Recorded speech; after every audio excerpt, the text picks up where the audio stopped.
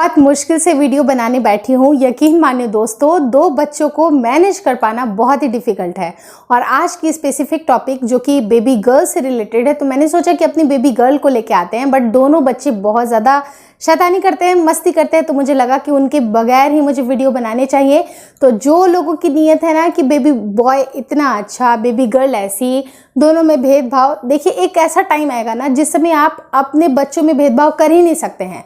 अभी आपके गर्भावस्था का टाइम चल रहा है, तो आपको ऐसे लालसा होगी कि काश बेटा हो जाए।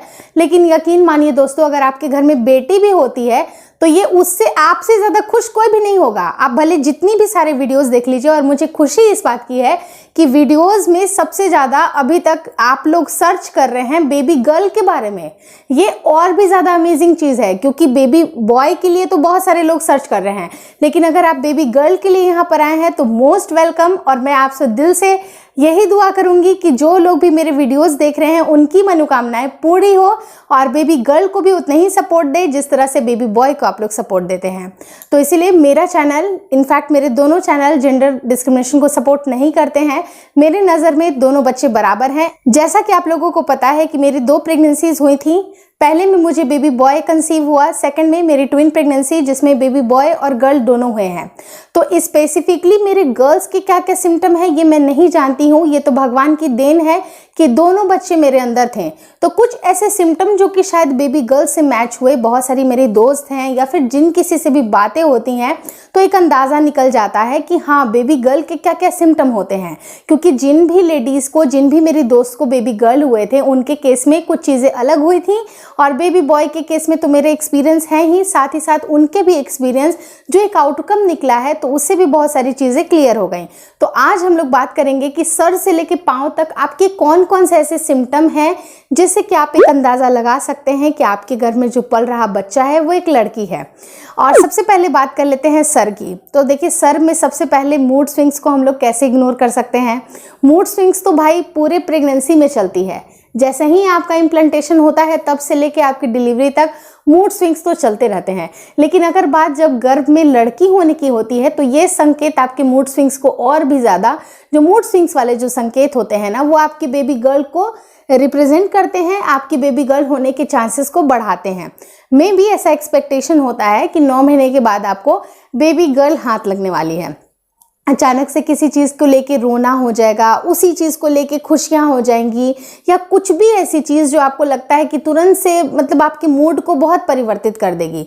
मे बी अभी आप खुश हो तो तुरंत दुखी हो जाओगे, रोना आ जाएगा, हंसना आ जाएगा। ऐसे केस में आप बेबी गर्ल का इंडिकेशन समझ सकते हैं। दूसरा बहुत बड़ा इंपॉर्टेंट पॉइंट देखा जाता है आपके बालों को लेके।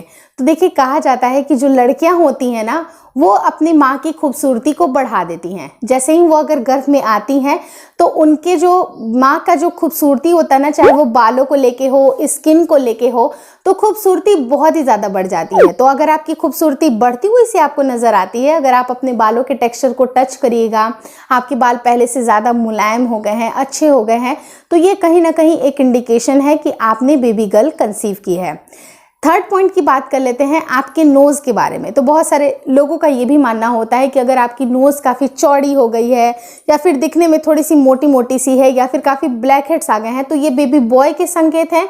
वहीं पर आपकी नाक काफ़ी सुंदर है। इनफैक्ट जितनी भी सुंदरता से रिलेटेड चीज़ें हैं वो अगर आपको दिख रही हैं तो दैट मीन्स कि you are carrying a baby girl.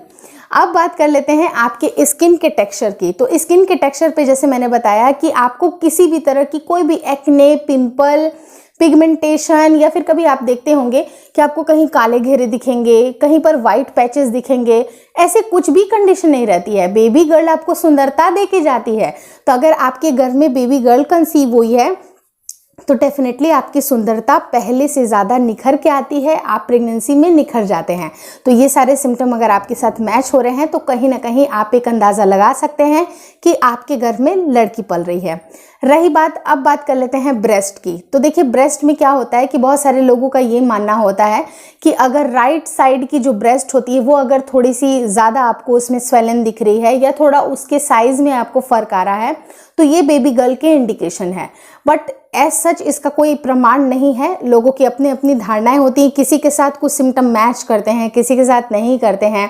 वहीं लड़के के केस में बताते हैं कि वो लेफ्ट साइड का जो ब्रेस्ट होता है वो काफ़ी इन्हेंस लगता है, उसका एक साइज ज़्यादा लगने लगता है। तो भाई अपनी अपनी जिसकी भी धारणा, जिसके साथ ये चीज़ें मैच हुई उनके साथ ये सिम्टम है, जिसके साथ ये मैच नहीं हुई उनको लगता है कि ये फेक है।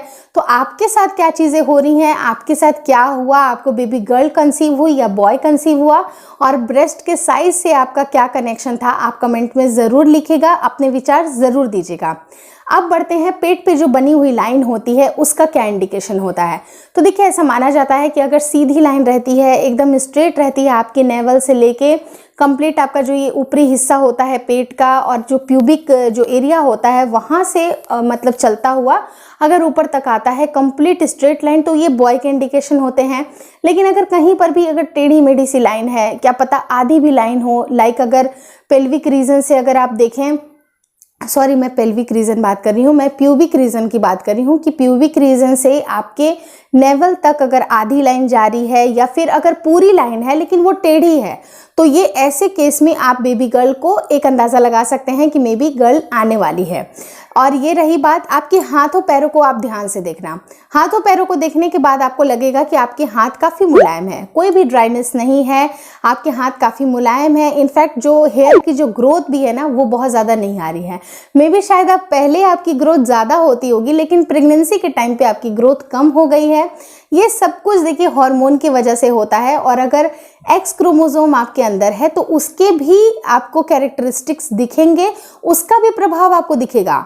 तो अगर आपके हाथ काफ़ी मुलायम है, बाल बहुत ज़्यादा नहीं आ रहे हैं, नॉर्मल आपकी हेयर ग्रोथ है, तो आप एक अंदाज़ा लगा सकते हैं कि आपने बेबी गर्ल कंसीव की है। अब रही बात जो पेट के आकार की बात होती है कि पेट का आकार भी देख के बहुत सारी बड़ी बूढ़ी महिलाएं होती हैं वो अंदाज़ा लगा लेती हैं और उनके अंदाजे 99% केसेस में सही होते हैं। तो ऐसे केस में आप कैसे अंदाज़ा लगाइएगा, तो देखिए जिन किसी की भी बेबी गर्ल हुई है ना उनका एक कॉमन आउटकम निकला हुआ था कि उनके जो पेट का जो स्ट्रक्चर था ना वो गोल सा मटके के आकार का था, मतलब बिल्कुल राउंड शेप था, और पेट भी बहुत ज़्यादा निकला हुआ, बहुत ज़्यादा उभरा हुआ नहीं था, गोल सा आप उसको कह सकते हैं। और जो बच्चे की जो मूवमेंट के भी बारे में होती है कि बच्चा भी काफ़ी ऊपरी साइड में रहता है जिससे कि काफ़ी ज़्यादा गोल प्रतीत होता है। तो अगर आपको आपके पेट की जो आकार है वो काफ़ी गोल गोल सी लग रही है, और बेबी बॉय के केस में जस्ट उसका ऑपोजिट होता है, आपको पेट एकदम नीचे की तरफ से लटका हुआ दिखेगा, मे बी शायद वो आपका ओवल शेप हो सकता है। मतलब कभी कभी आप किसी प्रेग्नेंट लेडीज को देखिएगा कि उनका जो पूरा भार है ना लगता है कि नीचे के साइड से थोड़ा सा ओवल शेप लिया हुआ है। तो अगर इस तरह के केसेस नहीं है, बिल्कुल अच्छा परफेक्ट आपकी एकदम स्टमक टमी निकली हुई है जो आपकी है, तो आप एक अंदाज़ा लगा सकते हैं कि ये बेबी गर्ल की निशानी हो सकती है। बाकी तो देखिए आपको 9 महीने के बाद ही पता चलना है कि क्या होना है, और जो भी होगा भगवान की कृपा से बहुत ही अच्छा होगा।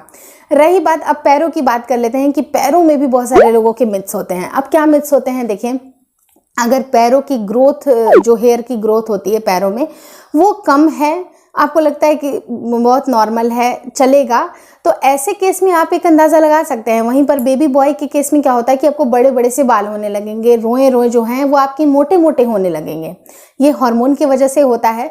तो आपके इस तरह के कोई भी अगर आपको सिम्टम नहीं दिखाई दे रहे हैं, आपके बाल बहुत ही नॉर्मल हैं, मुलायम हैं, अच्छे हैं, उतनी ज़्यादा आपको हेयर ग्रोथ नहीं दिखाई दे रही है, तो आप एक अंदाज़ा लगा सकते हैं कि मे बी शायद आपने बेबी गर्ल कंसीव की है।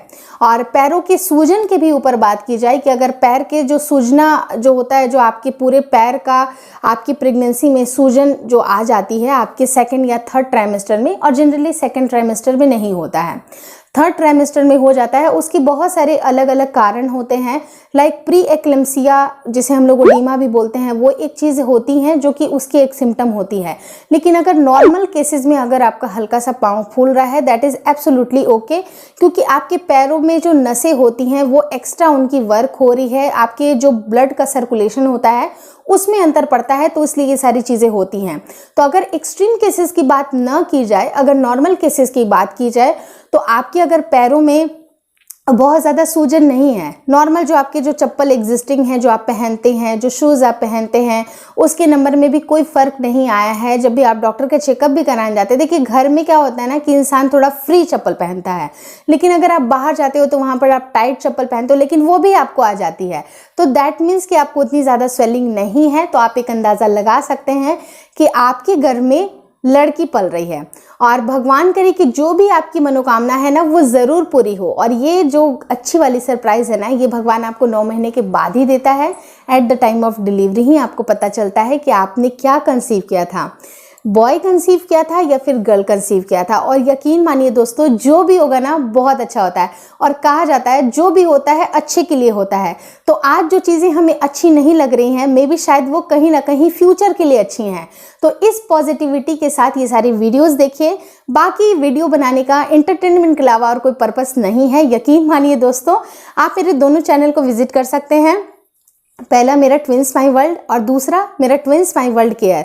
तो दोनों चैनल पे आपको इन्फॉर्मेटिव वीडियोस मिलेंगे जो कि आपकी प्रेगनेंसी के लिए, विमेन हेल्थ के लिए काफ़ी ज़्यादा इंपॉर्टेंट हैं। तो प्लीज़ मेरे वीडियोस को ज़रूर वॉच करिए, और आप चाहो तो मुझे इंस्टाग्राम पे भी फॉलो कर सकते हैं, और दोनों चैनल को सब्सक्राइब करना मत भूलिए। Thank you so much for watching twins my world.